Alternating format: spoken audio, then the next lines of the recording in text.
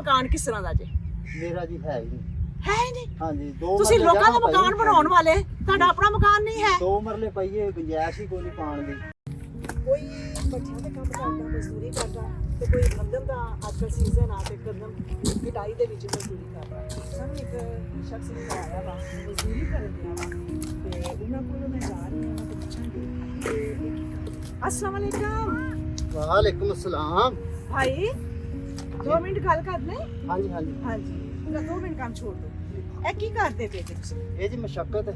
ਮੁਸ਼ੱਕਤ ਤਾਂ ਮੈਨੂੰ ਪਤਾ ਨਜ਼ਰ ਆਉਂਦੀ ਪਈ ਹੈ ਮੁਸ਼ੱਕਤ। ਅੱਜ ਤੁਸੀਂ ਮਜ਼ਦੂਰੀ ਕਰਨ ਦੇ ਜੇ, ਅੱਜ ਮਜ਼ਦੂਰਾਂ ਦਾ ਦਿਨ ਵਾ, ਅੱਜ ਵੀ ਤੁਸੀਂ ਮੁਸ਼ੱਕਤ ਕਰਦੇ ਪਏ ਜੇ, ਤੁਸੀਂ ਆਰਾਮ ਨਾਲ ਘਰ ਨਹੀਂ ਬੈਠੇ। ਮਜਬੂਰੀ ਹੈ ਜੀ। ਮਜਬੂਰੀ ਨਾਲ ਇਨਸਾਨ ਮਿਹਨਤ ਕਰਦਾ। ਤੇ ਕਿੱਥੋਂ ਆਉਂਦੇ ਜੇ? ਮੈਂ 469। 469। ਤੇ ਇਹ ਕੀ ਕਰਦੇ ਪਏ ਜੇ? ਮਤਲਬ ਕਿ ਕੀ ਇਹ ਮਿੱਟੀ ਨੂੰ ਕੀ ਕਰਨਾ? ਇਹ ਜੀ ਮਿੱਟੀ ਬਣਾਣੀ ਹੈ, ਕੱਲ ਲਈ ਵੀ ਇਹਨੂੰ। ਅੱਛਾ ਮੈਂ ਮੈਂ ਜ਼ਰਾ ਕਿੱਥੇ ਆ ਜਾਵਾਂ ਤੁਹਾਡੇ ਕੋਲ? ਇਹ ਮਿੱਟੀ ਕੀ ਕਰਨੀ?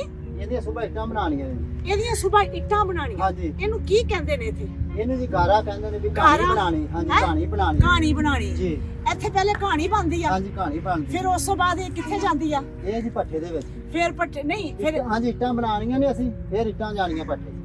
ਇੱਟਾਂ ਇਹਦੀਆਂ ਬਣਾਣੀਆਂ ਵਾ, ਹਾਂਜੀ। ਫਿਰ ਇੱਟਾਂ ਪੱਠੇ 'ਚ ਜਾਣੀਆਂ ਵਾ, ਜੀ, ਹਾਂਜੀ। ਫਿਰ ਉਸ ਤੋਂ ਬਾਅਦ ਬਿਲਡਿੰਗਾਂ ਬਣਦੀਆਂ ਵਾ। ਹਾਂਜੀ ਜੀ, ਹੈ ਹਾਂਜੀ। ਪਲਾਜ਼ੇ ਬਣਦੇ ਨੇ, ਜੀ, ਹਾਂਜੀ। ਕੋਠੀਆਂ ਬਣਦੀਆਂ, ਜੀ। ਬੰਗਲੇ ਬਣਦੇ ਨੇ। ਹਾਂਜੀ। ਇਹ ਕਿੰਨਾਂ ਦੇ ਹੱਥਾਂ 'ਚੋਂ ਨਿਕਲਦੀਆਂ, ਕਿਸ ਮਜ਼ਦੂਰ ਦੇ ਵਿੱਚ, ਮਜ਼ਦੂਰੀ ਦੇ ਵਿੱਚ ਇਹ ਪ੍ਰੋਸੈਸ ਹੋ ਕੇ ਫਿਰ ਉਸ ਬੰਗਲੇ ਕਾਰਾਂ ਫਿਰ ਲੇਕਿਨ ਆਪਣਾ ਮਕਾਨ ਕਿਸ ਤਰ੍ਹਾਂ ਦਾ ਜੇ?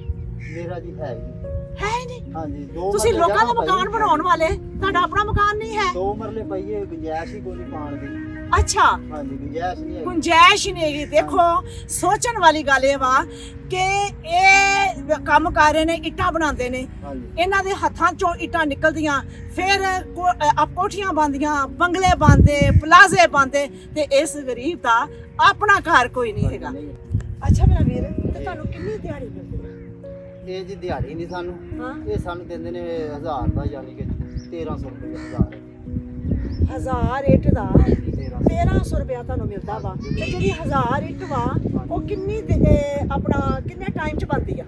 ਇਹ ਜੀ ਇਕੱਲੇ ਬੰਦੇ ਕੋਲ ਲੱਗ ਜਾਂਦੇ ਨੇ ਕੋਈ 5-6 ਘੰਟੇ। 5-6 ਘੰਟੇ? ਹਾਂਜੀ। 5-6 ਘੰਟੇ ਦੇ ਵਿੱਚ 1300 ਰੁਪਏ ਹਾਂਜੀ। ਬਸ? ਹਾਂਜੀ। ਇੰਨੀ ਮਜ਼ਦੂਰ ਦੀ ਜਿਹੜੀ ਆ ਨਾ ਉਹ ਆਪਣੀ ਦਿਹਾੜੀ ਆ। ਦਣੀ ਉਨੀ ਉਹਨਾਂ ਨੇ ਦੇਣੀ। ਚਲੋ ਜੀ, ਅੱਲਾਹ ਪਾਕ ਤੁਹਾਡੇ ਵਾਸਤੇ ਸਾਨੀਆਂ ਕਰੇ। ਅੱਜ ਅਸੀਂ ਨਿਕਲੇ ਆ ਤੁਹਾਨੂੰ ਤੁਹਾਡੀ ਹੌਸਲਾ ਅਫਜ਼ਾਈ ਕਰਨ ਵਾਸਤੇ ਤੇ ਅੱਲਾਹ ਪਾਕ ਦੀ ਤਰਫੋਂ ਕੁਝ ਦੇਣ ਵਾਸਤੇ, ਤੇ ਮੇਰੇ ਵੀਰ वास्ते आज अल्लाह पाक ने। अगर हमारी वीडियो पसंद आती है तो लाइक करें, सब्सक्राइब करें और बेल आइकन पे क्लिक करें। हेलो जी, बिस्मिल्लाह करके ये 10,000 रुपया ये उस बंदे वास्ते जिन्हें मिहनत करता। हाँ जी,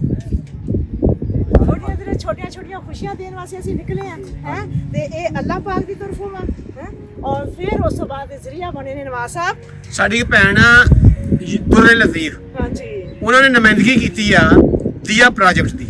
ਇਹ ਚੰਦ ਰਾਤ ਇੱਕ ਪ੍ਰੋਗਰਾਮ ਹੋਇਆ ਸੀ ਉੱਥੇ ਹਾਂਜੀ ਯੂਕੇ ਵਿੱਚ, ਤੇ ਜਿਹੜਾ ਪ੍ਰੋਗਰਾਮ ਹੋਇਆ ਸੀ ਉਹਦੇ ਵਿੱਚ ਉਹਨਾਂ ਨੇ ਨੁਮਾਇੰਦਗੀ ਕੀਤੀ ਸਾਡੀ, ਔਰ ਜਿਹੜਾ ਡੋਨੇਸ਼ਨ ਇਕੱਠਾ ਹੋਇਆ ਸੀਗਾ ਉਹ ਉਹਨਾਂ ਦੀ ਮਨਸ਼ਾ ਸੀ, ਉਹਨਾਂ ਉਸ ਮੁਸਲਿਮ ਕਮਿਊਨਿਟੀ ਦੀ, ਕਿ ਅਸੀਂ ਲੋਕਾਂ ਦੇ ਘਰ ਘਰ ਜਾ ਕੇ, ਉਹ ਕਹਿੰਦੇ ਕਿ ਅਸੀਂ ਬਹੁਤ ਪਸੰਦ ਕਰਦੇ ਹਾਂ ਕਿ ਤੁਸੀਂ ਘਰ ਘਰ ਜਾ ਕੇ ਮਦਦ ਕਰ ਦਿਓ, ਤੇ ਪੈਸੇ ਉਹਨਾਂ ਵਾਸਤੇ ਆਏ ਨੇ ਜਿਹੜੇ ਲੋਕ ਮਿਹਨਤ ਕਰਦੇ ਨੇ, ਤੇ ਉਹਨਾਂ ਵਾਸਤੇ ਜ਼ਰੂਰ ਦੁਆ ਕਰਨਾ ਇਨਸ਼ਾਅੱਲਾਹ। ਹਾਂਜੀ। ਦੁਆ ਮੰਗਾਂਗੇ ਕਿ ਅੱਲਾਹ ਤਾਲਾ ਉਹਨਾਂ ਨੂੰ ਖੈਰ ਸਲਾਮਤੀ ਰੱਖੇ, ਰੱਬ ਉਹਨਾਂ ਨੂੰ ਸਿਹਤ ਦੇਵੇ, ਆਮੀਨ ਤੰਦਰੁਸਤੀ ਦੇਵੇ ਉਹਨਾਂ ਨੂੰ। ਹਾਂਜੀ।